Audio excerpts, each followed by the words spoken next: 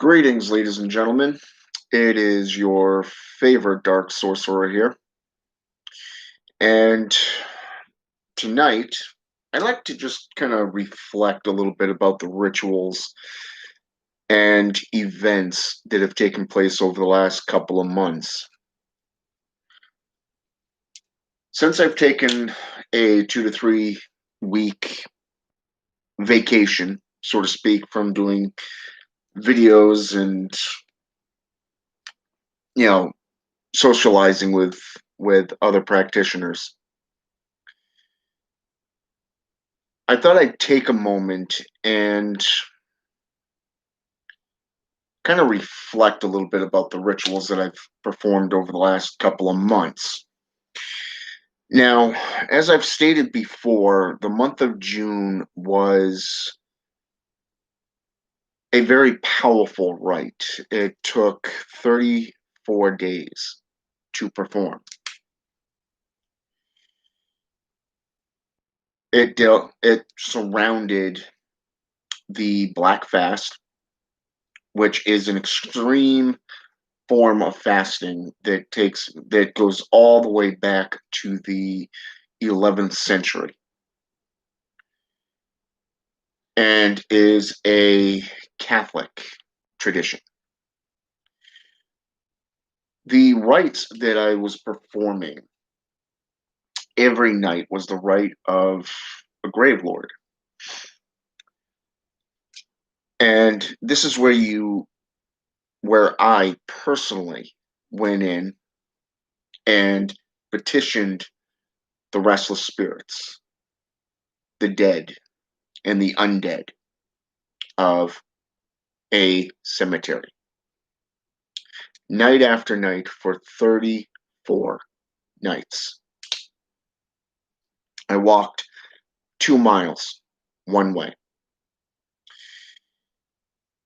That is 2.1 miles one way. So you're looking at 4.2 miles both ways on foot.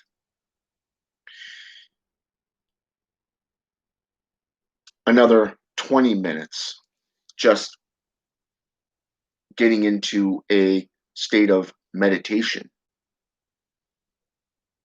20 minutes of invocations, summonings, petitionings of the spirits, granting offerings and making pacts.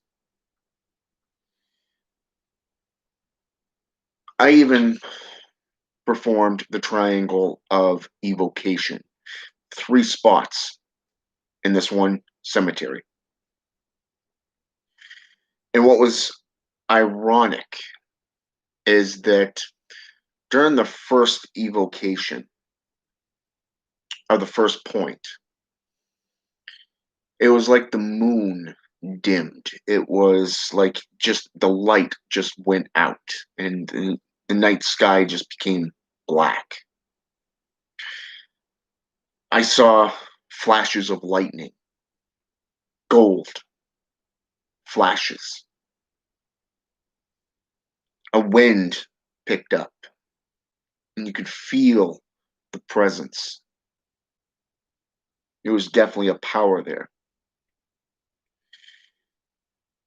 I went back to the same spot for the next week.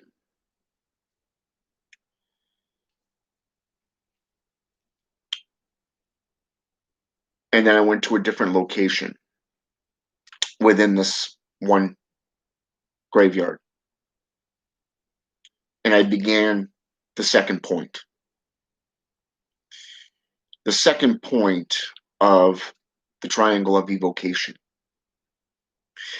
As I sat there and I meditated, I lit the candles, lit the incense, laid the seals out in front of me, the tools that I was using. And I began the invocation again, the evocation process, summoning the spirits. Again, the wind picked up.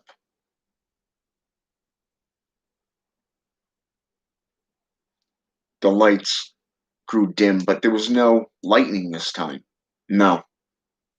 This time around, a spider, a single spider with a whole bunch of eggs on the back. And I knew it was the Spider Queen. I had no doubts about that. She had blessed me in the right with that, with her presence. A lot of traditions talk about the Spider Queens, from Native American to Greek philosophies.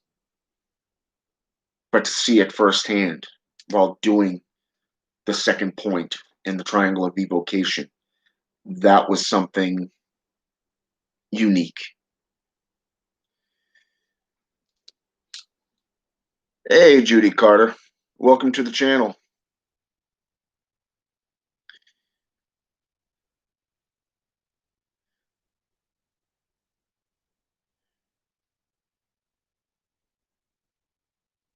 You're welcome.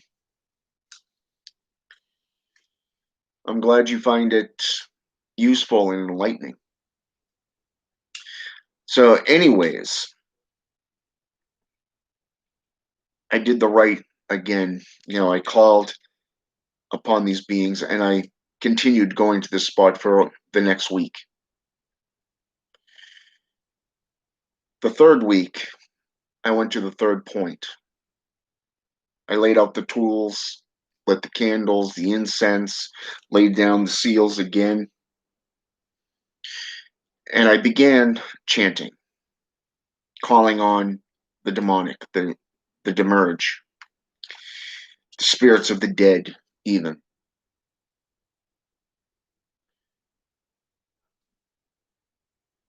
And again, the wind picked up. The graveyard was black. I mean, black. And it was ironic because this night literally started out with me being followed.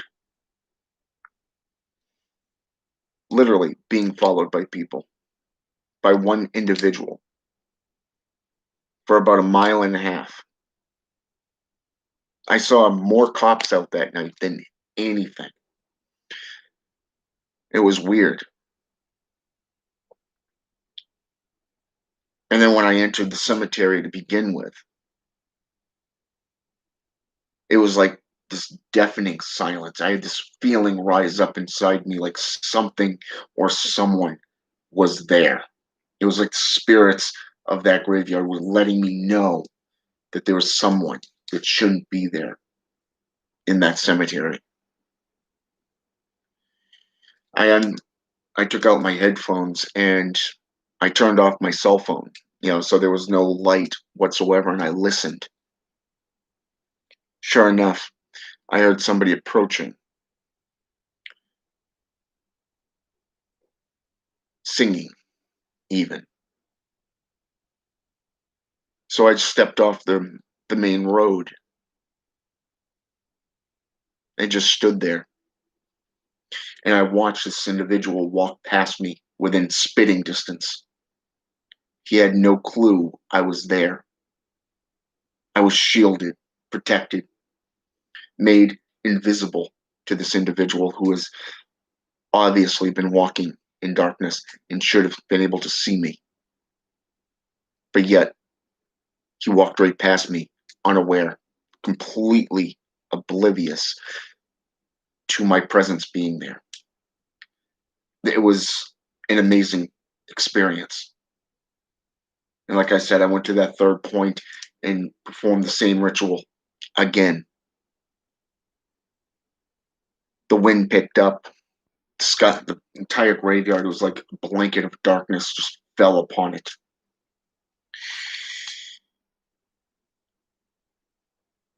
There was this comforting, calm presence throughout that entire graveyard.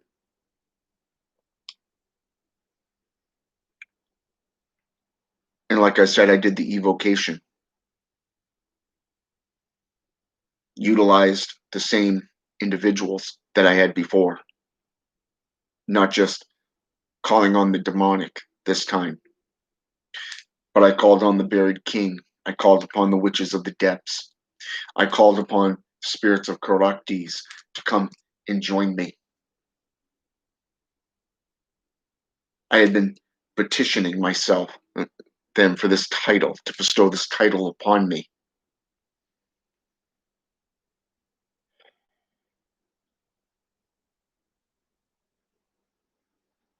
Indeed, I concur with you on that, Ishira.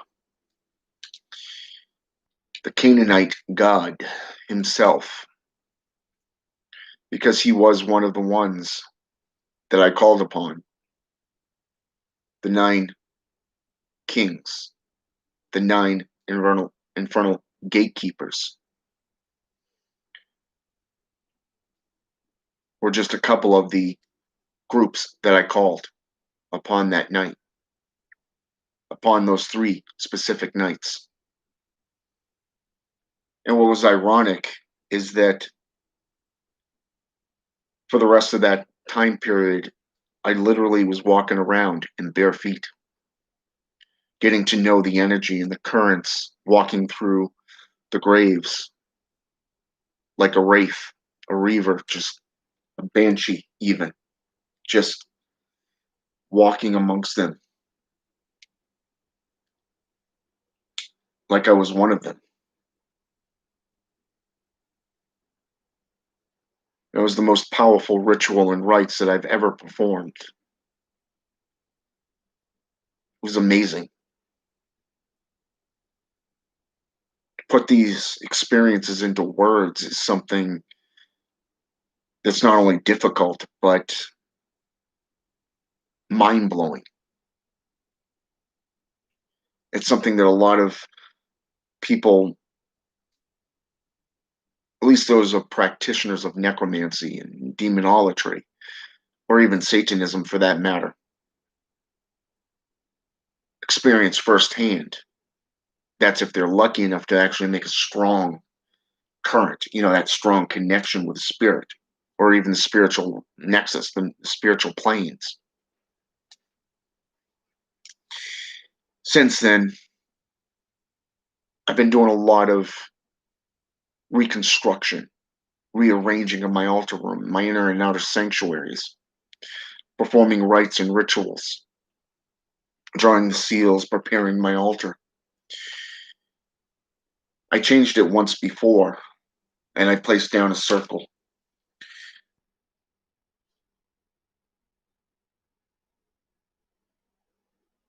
Except for that circle wasn't the one that was supposed to be on the floor to begin with. It was supposed to be on the altar.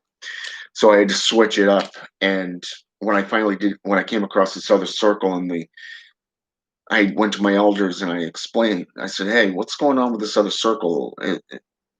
What's it with?" And I was told that it was supposed to be the one that was on the floor. So I ended up tearing everything down. I cleansed all my tools, my altar tables, washed down the walls, got all that soot off that gathered up and was built up over a decade. I kid you not, a decade. That was the most pain in the ass moment I've ever had to do. And then I reconstructed it from the ground up. I consecrated the altar, blessed it, sanctified it, and I petitioned the 3 main deitas that I've been working with. Not just the black god himself, but that of Zazazel, the buried king, and Zashira, the witch of the vile depths. I even opened up the floor for all the lords of ladies of the Tower of Atropi and went into the entire realm of Caractères and asked them to come forth.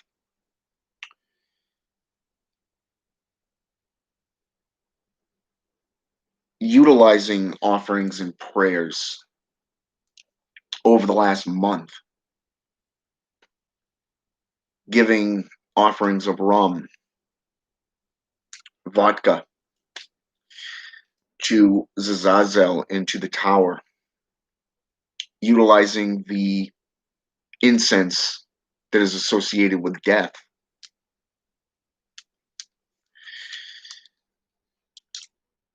There's definitely a current change that was a lot more powerful, a lot more potent, that was definitely visible and apparent within my altar room, my inner sanctum.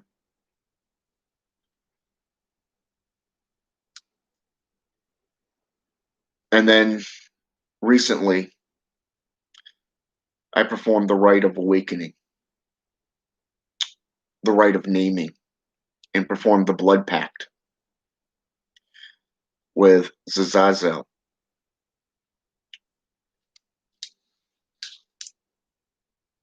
And made my full commitment to the Tower of Atrapi. I felt like it was time that it was right to do so. A year and 7 months of study, practice,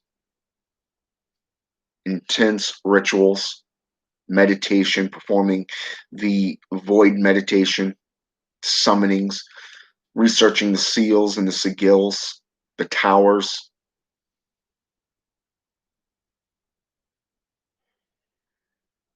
and then reconstructing that my ritual chamber and seeing the current become a vortex.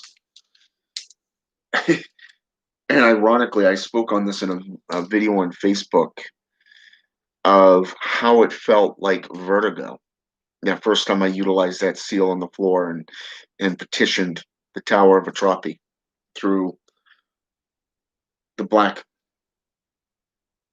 through not the black mass, but the dark void, the void meditation, sitting there in complete darkness with only incense burning.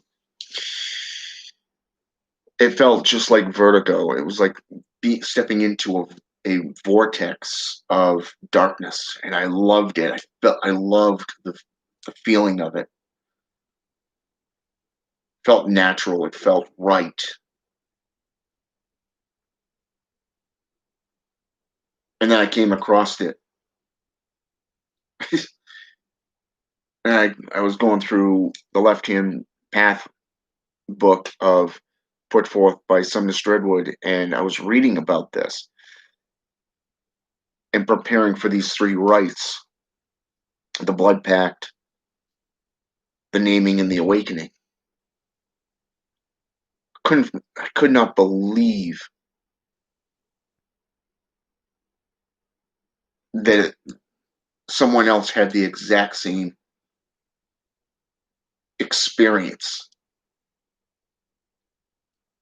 like a vortex feeling, like you were being drawn down into the forgotten realms, being drawn into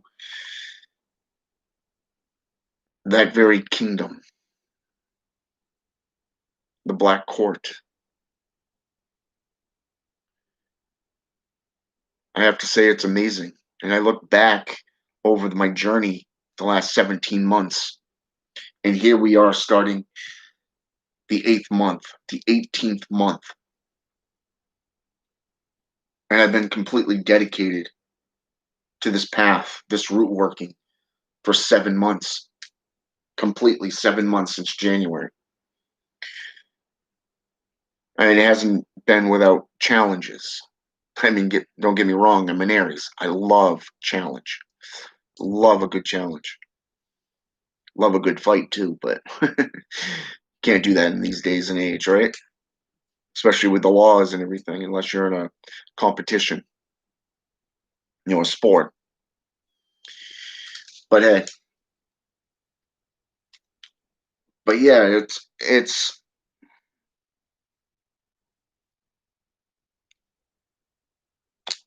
it felt right to do these three finally, and I got plans to work with some demonic as well.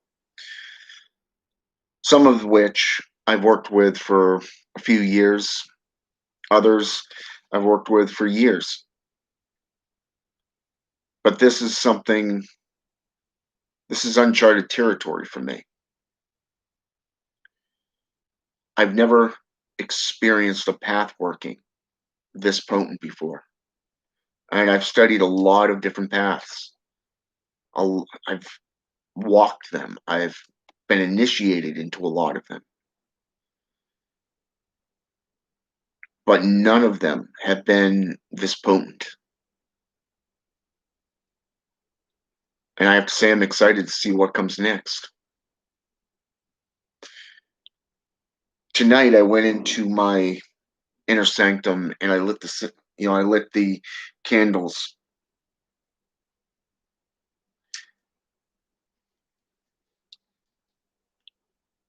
I've been working in my grimoire all, off and on the last couple of days. So I wanted to go back in and meditate. So I lit the candles and I lit the incense. And I sat there and called upon Kaziel for healing, namely because my knee's still bugging me.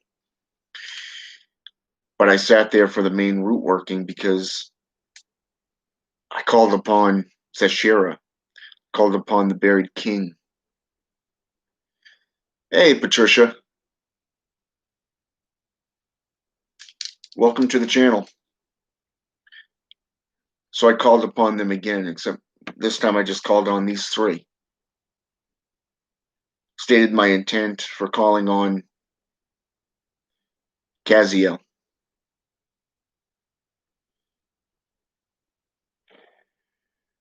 That was the first thing. I've had my knee in a knee brace for about a week now. Kind of getting tired of that stiffness and that soreness. It's finally where it was when I started physical therapy a few months ago. Seemed to have been getting better until all this pandemic crap hit and businesses got closed down and now you have to wear masks and all that stuff. And I got to wait until Monday to call the gym to see, hey, are you guys open? Are you guys, how many people are you letting in and what are the new procedures? But I stated my cause and I state my intent with Kaziel, and I told him, I said, hey, if you can't do it, if you can't teach me, at least send somebody to do this for me. And that's how I said my piece with him. And basically it was out of respect. It was out of not, well, not just respect, but also humbleism. Saying that, hey, if you can't do it, at least send somebody who can. That's something that's pretty cool. And as I sat there, I just decided, you know what? I'm just going to sit there in darkness and not complete darkness, but with candlelight and just meditate. And I started calling on Azazel through his invocation and his personal summoning. And then I felt right to call on Zeshira, the Witch of the Vile Depths, again. Except for this time, I've asked for Zeshira to be my master, to teach me her ways, to teach me the vile magics, the magics of the depths.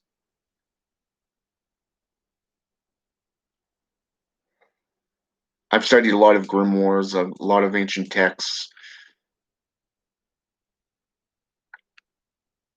but I found that this is a path that really fits me personally.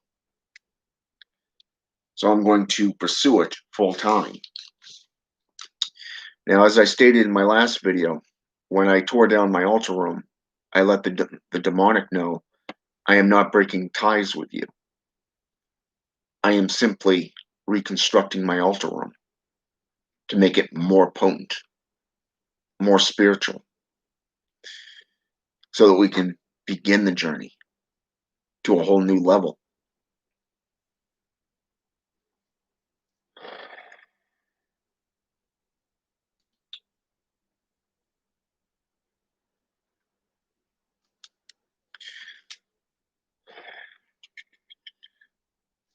Oh, you're welcome, Patricia. Chernobog, or Kornobog, depending on the spelling, is known as the Dark God. He's a vile god. He's a Slavic deity. And you can find him right on Google. You actually spelled his name correctly on this. He is a fellow god. His opposite is Belobog.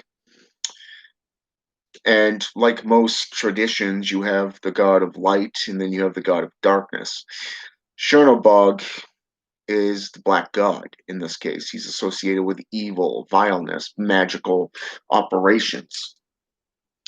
And he is one of those deities that it is very good to have a pact with, at least in my experience and from what I'm told.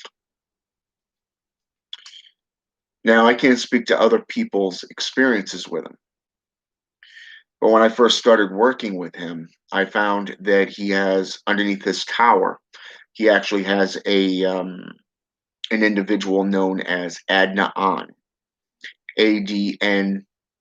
That's how you spell this being's name. And Adnaan is known as the teacher. Chernobog, while studying his tower, I found it kind of cool that he actually has a teacher in his own inner court. Now, personally, I don't have much experience working with him.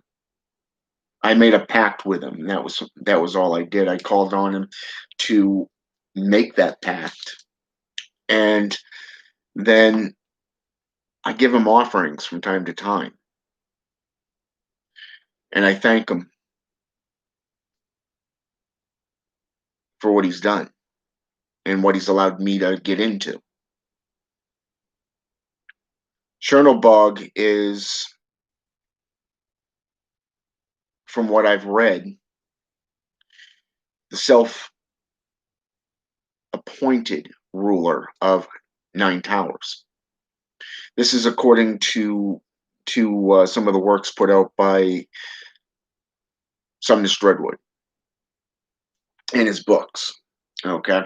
Now, keep in mind that these books are no longer available. They have been discontinued.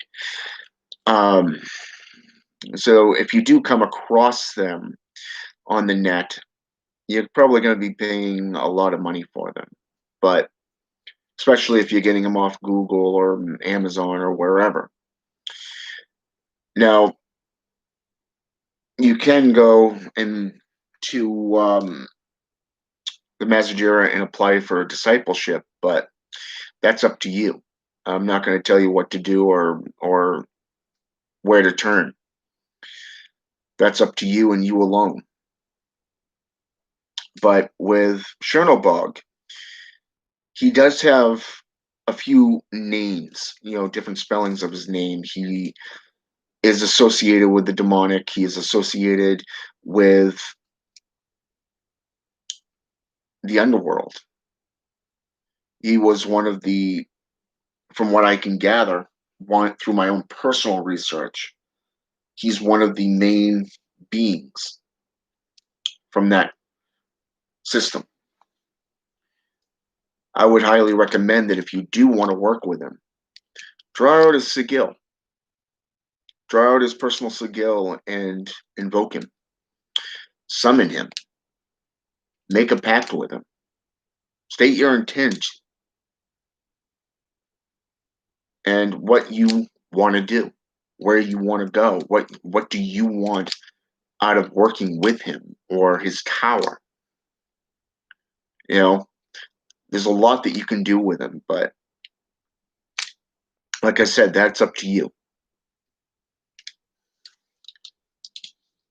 But for me, Nicole Hampton, welcome to the channel. So, anyways, so yeah, I've been doing a lot of reflecting over the last couple of months. I've been, hell, I've been reflecting the last couple of years. I've seen a lot of changes since I started applying the seals and the root workings and the circles and constructing the the altar for the Tower of Atropy, not just working with the Tower of Secrets, but the beings that I've researched are associated with both.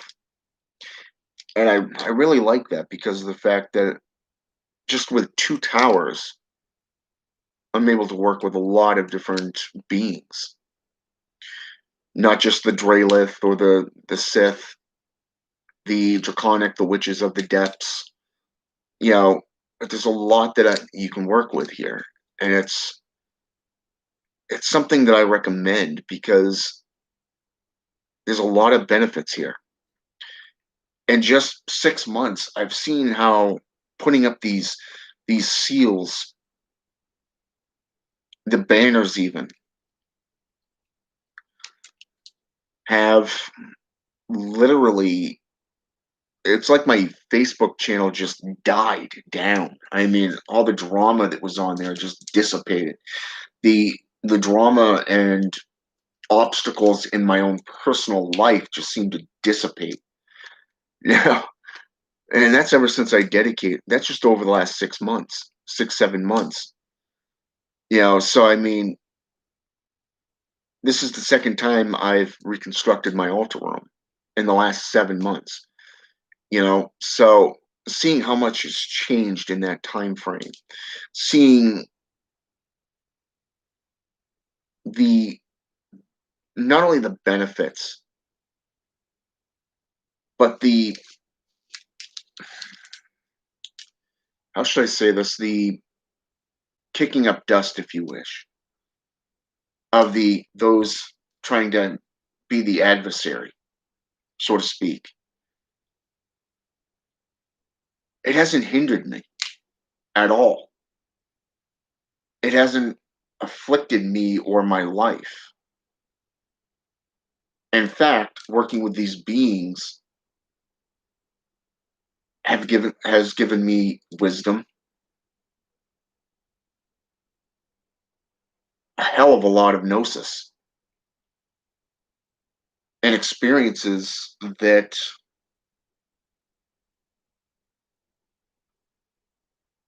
in 30 years I have not come across.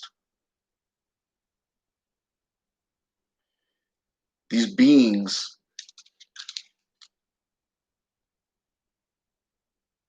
have accepted me into their world to work with them, to learn from them.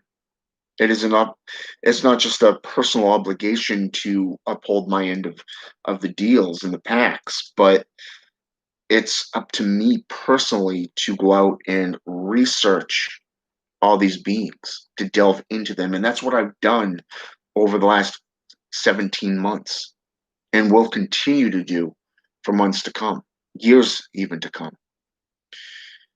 Seeing how they have worked in my life this far, not only am I grateful, but I'm humbled, that they're willing to work with me, that they're willing to teach me and to mold me as an apprentice. I have my own apprentices as well, but there's something to be said by learning personally by spirits. And I think the main changes started around June, a little bit before June, is when I really saw and recognized that there was a lot of changes going on. Normally, I had a lot of people coming to me, do you know what this person's saying about you? And it's like, I don't really care. But if you want to know, here's our conversation. This is my only dealing with this individual. And left it at that. And I never heard back. from him again. But it's like all that drama just dissipated, all those obstacles just vanished, and I've got a lot of people that have said it's like they don't even recognize me anymore of who I used to be and how I handled my enemies in the past compared to how I do things today.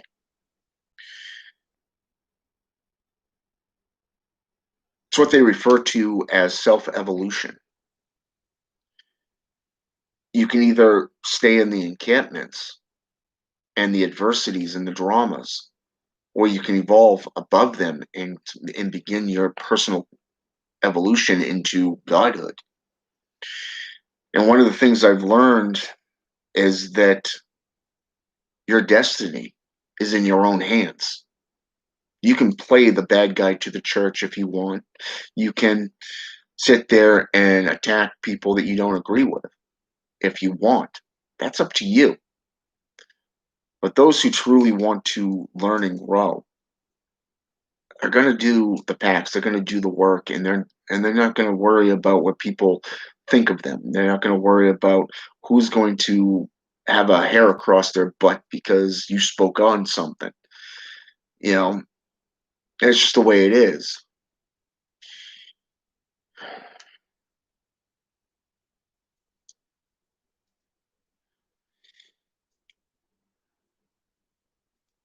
Mm, ants are just ants to me, but it doesn't mean they don't have a spiritual, meaning behind them. I know. Where is it? What's her name there? Raven Silver was it Silver Wolf, I believe, in her book. If I remember correctly, it's the Grimoire for the Solitary Practitioner by Silver Ravenwolf. She has a couple of pages based solely on animals and their representations.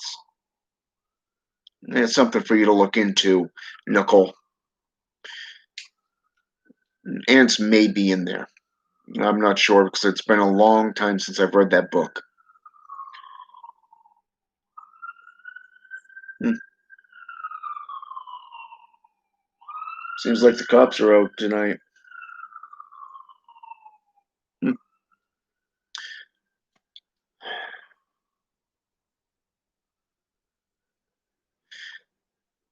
You're welcome, Patricia. Exactly. The awakenings.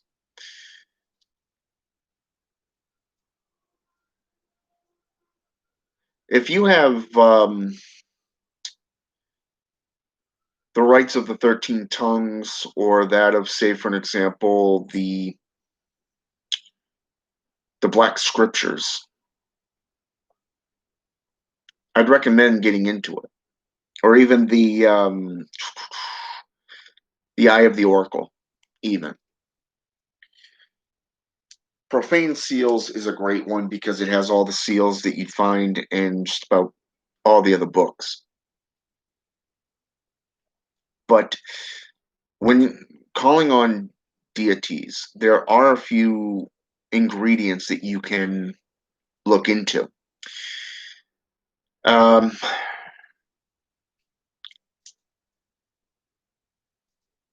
especially for, say, Chernobog or Zazazel, even through for Kaziel, even, depending on your personal desire to work with, the beings. And you seem to be going towards Chernobog, so that's a good place for you to start. I would also recommend the Left-Hand Path of the Cabal. For an example, yeah, let's see here.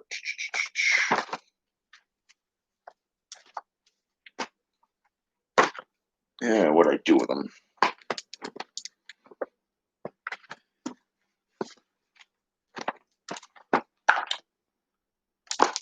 The Black Scriptures, very good book.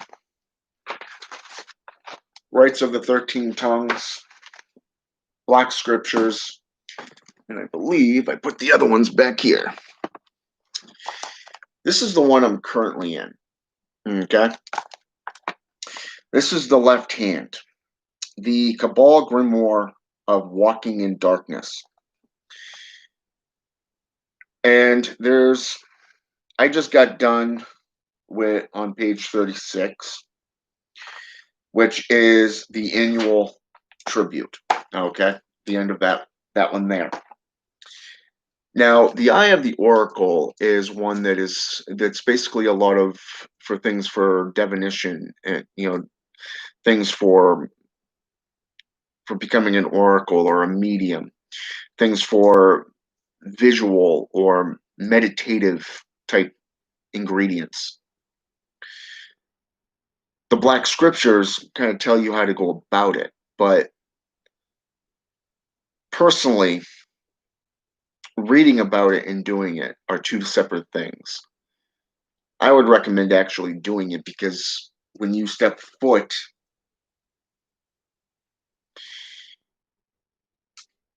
into that world and you begin to actually perform the rituals and the rites, there's nothing that can compare to it.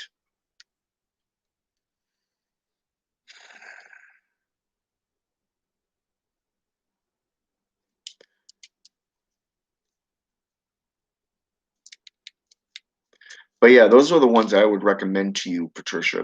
Those 3 or 4 books. One of the other ones that I would recommend is Spheres of Devastation. There's a few things in that one that I would recommend to you as well. For an example, let's see. Charnel Whispers, very good book. Like I said, Eye of the Oracle, Spheres of Devastation, The Grimoire, Profane Seals, Rite of the 13 Tongues, and the Black Scriptures. They're all there. Okay. There's a few things that I'm currently researching that I'm not going to talk about in this video. There's some things that I've got to put into play. So these are future rituals that I'm going to be doing. Things that will benefit my practice personally, but also hopefully that of the Blyton in the Demerge. So you're welcome. If you can't find them online, Patricia, I would recommend going to the Massagera and applying for discipleship. I guarantee it, you won't regret it. It is the best choice I ever made. I don't regret anything over the last 17 months. I've benefited more in this path than any other path that I've walked. Yeah, I've made a lot of deals and a lot of pacts and a lot of relationships with demons, with the Loa, the Ugan, and spirits, but nothing this concrete. And it's just a matter of putting your foot forth, walking, and applying it to your life. Like I said, your destiny is in your own hands. So I want to thank everybody for jumping on here with me. I want to thank those of you who want to, follow me in the future, or who will come on after this video has been uploaded. And make sure to hit that subscribe button. If you like my work and what I put forth, remember, I'm a teacher, I'm an educator, but I'm a real practitioner. Someone that actually speaks on what I practice and what I've experienced. All right. I hope it's been educational. Hope it's been enlightening. And until next time, have a good one.